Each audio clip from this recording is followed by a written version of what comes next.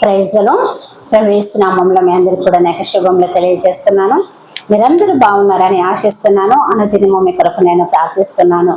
దేవుడు మనకు అనుగ్రహించినటువంటి తన కృపను బట్టి, ప్రేమను బట్టి, దీవెన ఆశీర్వాదములను బట్టి, తన యొక్క ప్రసన్నతను బట్టి, తన యొక్క సన్నిధిని బట్టి, అదేవిధంగా దేవుడు మనకు అనుగ్రహించిన ఈ దినమును బట్టి, ఆయుష్ను బట్టి, ఆరోగ్యమును బట్టి, దేవుడు మనకు చేసిన ప్రతి మేలును, ఉపకారమును బట్టి దేవుడికి అనుదినము కూడా మనము కృతజ్ఞతాస్తుతులు చెల్లించేటువంటి వారంగా ఉండాలి. ఆ విధంగా కృతజ్ఞతాస్తుతులు చెల్లించేటువంటి వారంగా మనందరము ఉన్నందుకు దేవునికి నేను అనుదినము కూడా కృతజ్ఞతాస్తుతులు చెల్లిస్తున్నాను. ఇక ఉదయ కాలంలో దేవుడు మనకు అనుగ్రహించినటువంటి వాక్య అంశము, దేవునికి కృతజ్ఞతాస్తుతులు మనము ఎందుకు చెల్లించాలి అనే దాని గురించి తెలుసుకున్నాము. ఎందుకు దేవునికి కృతజ్ఞతాస్తుతులు చెల్లించాలి అనే దాని గురించి మనం ఈరోజు తెలుసుకుందాము. మొదటిగా మనము చూసినట్లయితే కీర్తనలో 118వ అధ్యాయము 28వ వచనం చూద్దాము. పరిశుద్ధ గ్రంథంలో కీర్తనలో 118వ అధ్యాయము 28వ వచనము. నీవు నా దేవుడవు, నేను నీకు కృతజ్ఞతాస్తుతులు చెల్లించెదను. నీవు నా దేవుడవు, నిన్ను ఘనపరిచెదనని ఇక్కడ కీర్తనకారుడు సెలవిస్తున్నాడు. ఆయన మన దేవుడు కనుక, దేవుడు యేసు క్రీస్తు ప్రభు వారు మనకు దేవుడు కనుక మనము ఆయనకి కృతజ్ఞతాస్తుతులు చెల్లించాలి. దేవుడు మనకి దేవుడు కనుక మనము ఆయనకి కృతజ్ఞతాస్తుతులు చెల్లించాలి. నీవు నా దేవుడు కనుక నేను నీకు కృతజ్ఞతాస్తుతులు చెల్లించెదను. నీవు నా దేవుడవు, నిన్ను నేను ఘనపరచెదను అంటున్నాడు కీర్తనకారుడు ఇక్కడ. కనుక దేవుడు మన ప్రభు అయినటువంటి యేసుక్రీస్తు వారు మనకు దేవుడు కనుక మనము దేవునికి కృతజ్ఞతాస్తుతులు చెల్లించాలి. ప్రప్రథమంగా దేవుడు మనకి దేవుడు కనుక మనము ఆయనకి కృతజ్ఞతాస్తుతులు చెల్లించాలి. రెండవదిగా మనము చూసినట్లయితే అదే కీర్తనలో 118వ అధ్యాయము 1వ వచనము మనము చూద్దాము. కీర్తనలో 118వ అధ్యాయము 1వ వచనము. యెహోవా దయాళుడు, ఆయన కృప నిరంతరము నిలుచును, ఆయనకు కృతజ్ఞతాస్తుతులు చెల్లించుడి అని వాక్యము సెలవిస్తుంది. యెహోవా దయాళుడు కనుక ఆయనకు కృతజ్ఞతాస్తుతులు చెల్లించాలి. మన దేవుడు దయాళుడు కనుక ఆయనకు మనము కృతజ్ఞతాస్తుతులు చెల్లించాలి. దేవుని యొక్క దయ లేకపోతే మనం ఈ విధంగా జీవించేటువంటి వారమే కాదు. ఎందుకంటే ఆయన మన పైన తన దయను చూపిస్తున్నాడు కనుక మనం ఈ విధంగా సజీవులంగా ఉండి ప్రభువును స్తుతిస్తున్నాము. దేవుడు ఒకవేళ దయామయుడు కానట్లయితే, అతడు ఒకవేళ కఠినస్తుడు అయినట్లయితే, మన జీవితంలో మనం చేసేటువంటి ప్రతి తప్పును బట్టి లేదా ప్రతి లోపమును బట్టి మనము శిక్షకు గురయ్యేటువంటి వారమై ఉంటున్నాము.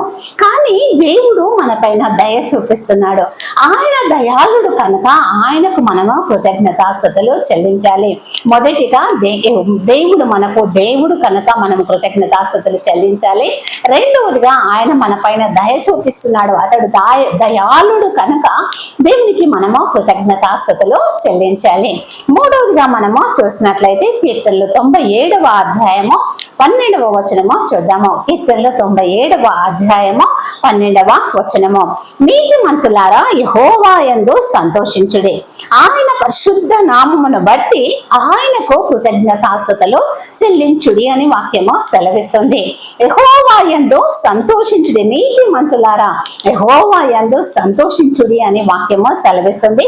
ఆయన యొక్క పరిశుద్ధ నామమును బట్టి ఆయనకు కృతజ్ఞతాస్తుతులు చెల్లించుడి అని వాక్యము సెలవిస్తుంది.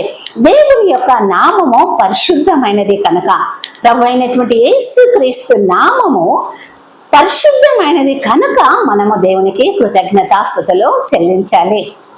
యెహోవా మనకు దేవుడు కనుక దేవునికి మనము కృతజ్ఞతాస్తుతులు చెల్లించాలి. యెహోవా మన ఎడల దయ చూపిస్తున్నాడు కనుక మనము కృతజ్ఞతాస్తుతులు చెల్లించాలి. యెహోవా నామము ప్రభువైన యేసుక్రీస్తు నామము త్రిత్వమైనటువంటి ఏకత్వంలో ఉన్నటువంటి దేవుడు ఇక్కడ పరిశుద్ధుడు కనుక ఆయన పరిశుద్ధ నామాన్ని మనము కృతజ్ఞతాస్తుతులు చెల్లించాలి. ఆయన పరిశుద్ధ నామములకు మనము కృతజ్ఞతాస్తుతులు చెల్లించాలి. నాలుగవదిగా మనము చూసినట్లయితే కీర్తనలు 7వ అధ్యాయము 17వ వచనము చూద్దాము. కీర్తనలు 7వ అధ్యాయము 17వ వచనము. యెహోవా న్యాయము విధించువాడని నేను ఆయనకు కృతజ్ఞతాస్తుతులు చెల్లించెదను. సర్వోన్నతుడైన యెహోవా నామమును కీర్తించేదను అంటున్నాడు ఇక్కడ కీర్తనకారుడు. ఆయన న్యాయమును విధించువాడు కనుక ఆయనకు మనము కృతజ్ఞతాస్తుతులు చెల్లించాలి. నిజంగా నీతి న్యాయంలో మన మధ్యలో జరగనట్లయితే, మనం చేసేటువంటి క్రియలను బట్టి, మనం చేసేటువంటి పనులను బట్టి మనము అన్యాయమైనటువంటి తీర్పు తీర్చబడినటువంటి వారంగా ఉండము. కానీ దేవుడు ఇక్కడ న్యాయాన్ని విధించువాడు కనుక అతడికి, దేవునికి మనము కృతజ్ఞతాస్తుతులు చెల్లించాలి. దేవుడు న్యాయాన్ని విధించువాడు కనుక దేవునికి మనము కృతజ్ఞతాస్తుతులు చెల్లించే వారమై ఉంటున్నాము. అదేవిధంగా సర్వోన్నతుడైనటువంటి యెహోవా నామమును మనము నిత్యము కూడా కీర్తించేటువంటి వారంగా ఉండాలి. కృతజ్ఞతాస్తుతులు చెల్లించాలి, కీర్తించేటువంటి వారంగా ఉండాలి. దేవుడు మనకి దేవుడు కనుక మనము దేవుణ్ణి స్తుతించాలి. అదేవిధంగా దేవుడు ప్రభు అయినటువంటి యేసుక్రీస్తు వారు మన పైన దయ కలిగి ఉన్నారు కనుక, అతడు దయాళుడు కనుక దేవునికి మనము కృతజ్ఞతాస్తుతులు చెల్లించాలి. అంత మాత్రమే కాకుండా ఆయన యొక్క నామము పరిశుద్ధమైన నామము కనుక ఆయనకు మనము కృతజ్ఞతాస్తుతులు చెల్లించాలి. అంత మాత్రమే కాకుండా న్యాయమును విధించు దేవుడు కనుక ఆయనకు మనము కృతజ్ఞతాస్తుతులు చెల్లించాలి. ఆరోదిగా చూసినట్లయితే మనం 5వదిగా మనము చూసినట్లయితే కీర్తనలు 75వ అధ్యాయము 1వ వచనము, దేవా మేము నీకు కృతజ్ఞతాస్తుతులు చెల్లించుచున్నాము, నీవు సమీపంగా నున్నావని కృతజ్ఞతాస్తుతులు చెల్లించుచున్నాము, నరులు నీ ఆశ్చర్య కార్యములను వివరించుదురు అని దేవుని యొక్క వాక్యము సెలవిస్తుంది మనకు. ఆయన దేవుడు మనకు సమీపంగా ఉన్నాడు కనుక, దేవుడు మనకు సమీపంగా ఉన్నాడు కనుక దేవునికి మనము కృతజ్ఞతాస్తుతులు చెల్లించాలి. అన్ని వేళలో, అన్ని సమయాలలో, మన దుఃఖంలో, మన వేదనలో, మన బాధలో మనము ప్రప్రదంగా సమీపించేది ఎవరిని అంటే, నిన్ను నన్ను సృష్టించినటువంటి సృష్టికర్త మన దేవుడు, మన ప్రభు అయినటువంటి యేసుక్రీస్తును మాత్రమే మనము సమీపించేటువంటి వారంగా ఉంటాము. దేవుడు మనకు సమీపస్తుడుగా ఉన్నాడు కనుక ఆయనకు మనము కృతజ్ఞతాస్తుతులు చెల్లించాలి. దేవుడు మనకు సమీపస్తుడుగా ఉన్నాడు కనుక మనం ఆయనకి కృతజ్ఞతాస్తుతులు చెల్లించాలి. అదేవిధంగా నరులు ఆయన యొక్క ఆశ్చర్య కార్యములనంట వివరించేదరట. నీ జీవితంలో, నా జీవితంలో దేవుడు మనము అనుకున్నటువంటి ఆశ్చర్య కార్యములు జరిగించినప్పుడు మనము మన సంఘంలో కావచ్చు, మన స్నేహితులతో కావచ్చు, మన కొలీగ్స్ తో కావచ్చు, లేదా మనం పనిచేస్తున్నటువంటి స్థలంలో కావచ్చు, మనము దేవుని గురించి పొగిడేటువంటి వారంగా ఉంటాము, వివరించేటువంటి వారంగా ఉంటాము. అది మనము జ్ఞాపకం చేసుకోవాలి. నరులు ఆయన యొక్క ఆశ్చర్య కార్యములను వివరిస్తారంట. మనం అనుకొని అడిగినటువంటి ఒక గొప్ప అద్భుతము మన జీవితంలో, ఒక ఆశ్చర్యక్రియ మన జీవితంలో జరిగినట్లయితే ఆయన గురించి మనము వివరించేటువంటి వారంగా ఉంటాము.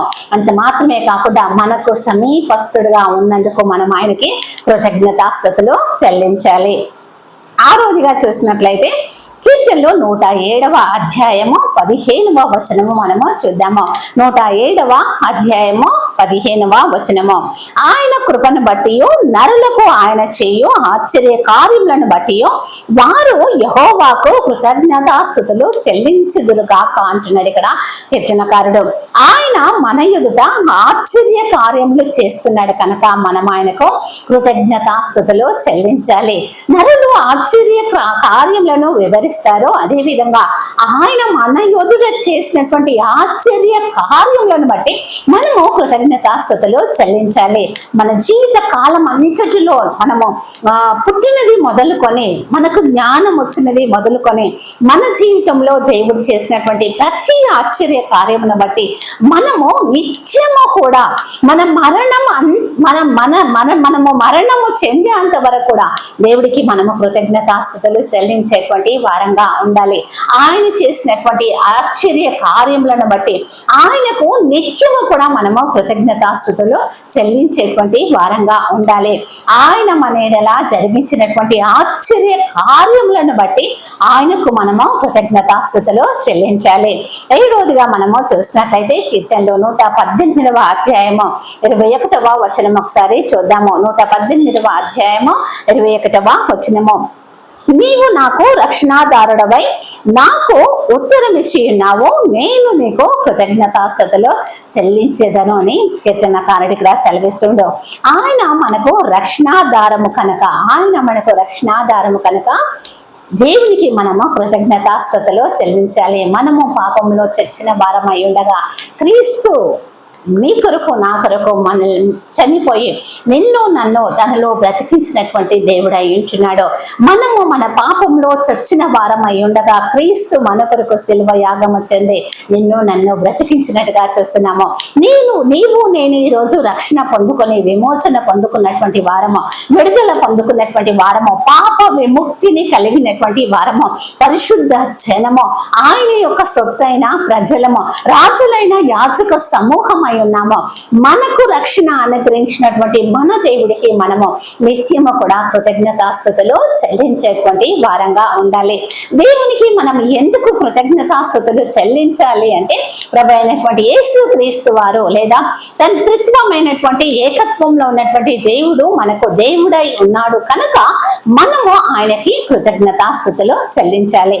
అదే విధంగా నిత్యము నిరంతరము మన ఎడల ఆయన దయ చూపిస్తున్నాడు కనుక, అతడు దయాళుడు కనుక మనము దేవునికి కృతజ్ఞతాస్థుతులు చెల్లించాలి. అదే విధంగా ఆయన యొక్క నామము పరిశుద్ధ నామము, ఆ పరిశుద్ధ నామమును బట్టి దేవునికి మనము కృతజ్ఞతాస్థుతులు చెల్లించాలి. అదే విధంగా దేవుడు న్యాయాన్ని విధించేటువంటి దేవుడు కనుక మనము దేవునికి కృతజ్ఞతాస్థుతులు చెల్లించాలి. మనకు సమీపస్తుడుగా ఉన్నాడు కనుక మనము దేవునికి కృతజ్ఞతాస్థుతులు చెల్లించాలి. అదే విధంగా మన ఎడల ఆయన ఎన్నో ఆశ్చర్య కార్యములను చేసి ఉన్నాడు కనుక మనము దేవునికి కృతజ్ఞతాస్థుతులు చెల్లించాలి. దేవుడు మనకు రక్షణాధారుడై ఉన్నాడు, మనకు రక్షణ అనుగ్రహించినటువంటి దేవుడై ఉన్నాడు కనుక ఆయనకి కృతజ్ఞతాస్థుతులు చెల్లించాలి. మన జీవితంలో మనము అనుభవించిన ప్రతి మేలును బట్టి, ప్రతి ఉపకారమును బట్టి, అన్ని వేళలో అన్ని సమయములలో దేవునికి మనము కృతజ్ఞతాస్థుతులు చెల్లించేటువంటి వారంగా ఉండాలి. ఆ విధంగా ఉండడానికి ఇష్టపడదాము. దేవునికి అనునిత్యము కృతజ్ఞతాస్థుతులు చెల్లిద్దాము. ఇట్టి వాక్యము దేవుడు మనందరి హృదయంలో ఫలభరితము చేయును గాక. ఇట్టి వాక్యము మంచి నేలలో విత్తబడును గాక. ఆమేన్.